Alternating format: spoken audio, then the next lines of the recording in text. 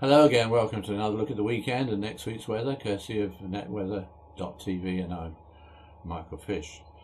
What a glorious few days we've seen, haven't we? In fact, it's been some of the hottest weather of the year so far. Might be the hottest we ever get, you never know. Temperatures of 28 degrees or so in a number of spots.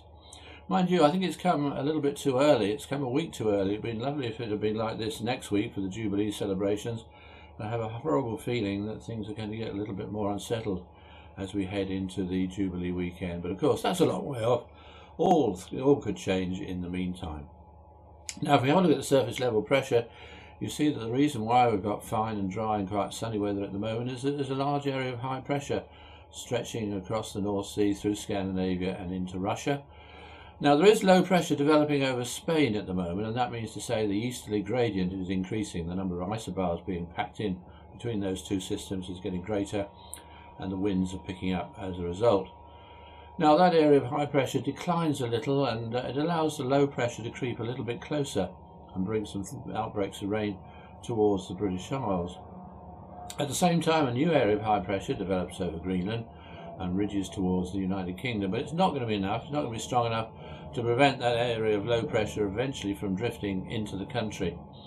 And then later on, that low pressure continues to move on eastwards, and high pressure for a time comes back before another area of low pressure brings unsettled weather as we head towards the Jubilee weekend. So, as I said, a little bit of a question mark as to whether it's going to stay fine and dry, but we'll be homing in on that and firming up on that this time next week.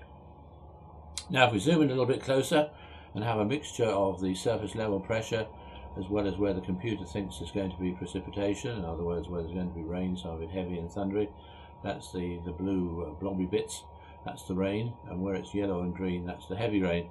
So you notice that it starts off dry just about everywhere at first. You'll see those isobars running in from the east, quite a lot of them as well, so those strong easterly winds around at the same time. And then you'll notice the way outbreaks of rain move up from the southwest on Sunday before tending to die out. And then a new area of rain in the southwest on Monday moves northwards. And then from Tuesday onwards, and especially Wednesday onwards, we get showers and longer outbreaks of rain breaking out across the country. And this less settled weather lasts for the rest of the week. Although there's a tendency, I think, for the southeastern part to not be as unsettled as the north and the west. So, on a day-to-day basis, we start on Friday with a pretty sunny day, really, just about everywhere. There will be some fog and low cloud around to begin with across Northern Ireland, the northeast of England, eastern parts of Scotland. But it will become sunny, and the whole country really having unbroken sunshine. Maybe a little bit of fog and low clouds still lurking around in the Moray Firth. It is going to be quite hot too. It's going to be windy, or become windy in the south, so the heat tempered a little bit, but nevertheless temperatures could once again reach 28 degrees Celsius. That wind will make it feel a bit fresher in the south, and indeed some coastal areas, especially the east coast, will be several degrees cooler. Now, of course, it's good news for the coastal areas that the winds coming in off the sea will mean that the pollen count is low, whereas it's going to get quite high in other parts of the country. But everywhere in the country, remember that UV levels are very high indeed.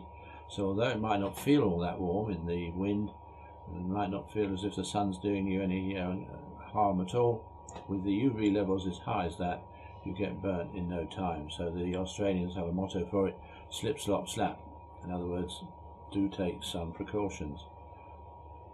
Now, on Saturday, again, another very warm and sunny day by and large, although it will be quite windy across the more southern parts of the country, central and southern parts of the country.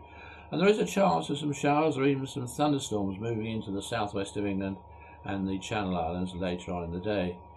Although it's going to be very warm just about everywhere, again the heat tempered by that strong wind, but it will, I think, be decidedly chilly along parts of the east coast. And again, don't forget those high UV values. On Sunday it will be a fairly similar day, although by that time the showery bursts will have moved a little bit further north. They might well affect South Wales, parts of the southwest Midlands and central southern England. And some dull weather too, rather more of that dull weather moving in from the North Sea and affecting some eastern coasts, or particularly, I think at the moment at least, the easternmost coast of Scotland. But by Monday, that low cloud, mist, fog, perhaps a bit of drizzle will be affecting some other eastern coast too, down into northeast England at the same time. and the day may well start off misty and murky with some fog patches almost anywhere, before again the sun breaks through and it turns out to be quite a warm day. Warm enough probably for a few showers to break out across England and Wales. As I say, pretty warm again just about everywhere, but again the coast will be cooler. Tuesday, more of the same in a way, some early morning fog and low cloud clearing away to give some sunny spells. The sunshine a bit on the hazy side, not clear blue skies anymore. There'll be some cloud around too, and there could even be a few showers breaking out during the course of the day. And once again, those coasts stay cooler. And then from Wednesday onwards, the latter part of the week in towards the weekend, it does look as if it's going to become more unsettled, with showers and longer spells of rain almost anywhere. Some of the rain may be heavy and thundery. And I think the southeastern half of the country though, southeastern corner especially, perhaps not faring too bad and getting away with it, but even there will be some outbreaks of rain, especially in the latter part of the week. Well, that's all from me for the time being.